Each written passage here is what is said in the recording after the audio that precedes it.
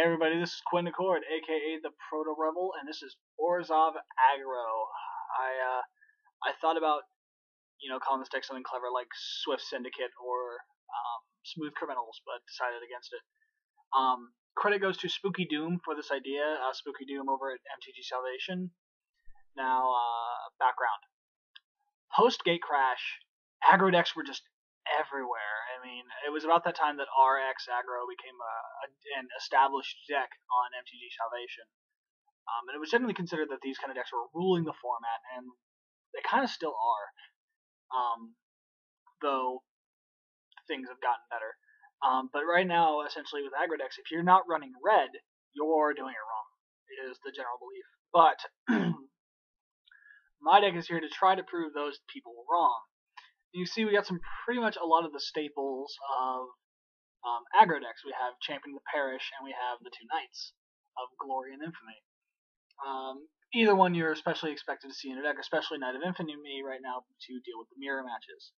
But combine that with Cartel Aristocrat, who can feed off of the Doomed Travelers we have in the deck, as well as the card down here, Gather the Townsfolk, which we have a couple copies of. So that she becomes unblockable. And we combine that with High Priest of Penance, who they don't want to block, because if damage is dealt to him, he destroys a target creature. Combined with that, if we do start taking some damage or getting our cards killed, Tragic Slip is there to try to stop them.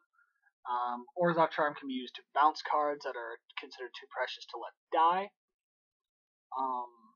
Not to mention being able to pull them out of the graveyard immediately back onto the battlefield.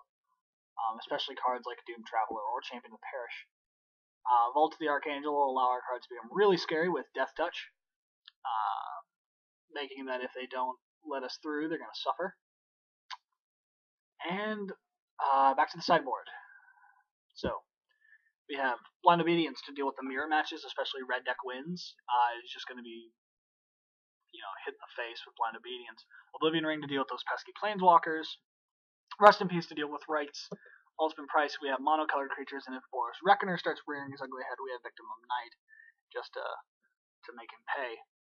But, I mean, that's the deck. It's a little less complicated than Unexpected Surge, but with any luck, that'll help it fare better. So we'll start hunting for opponents, and we hope you enjoy Orzhov Aggro.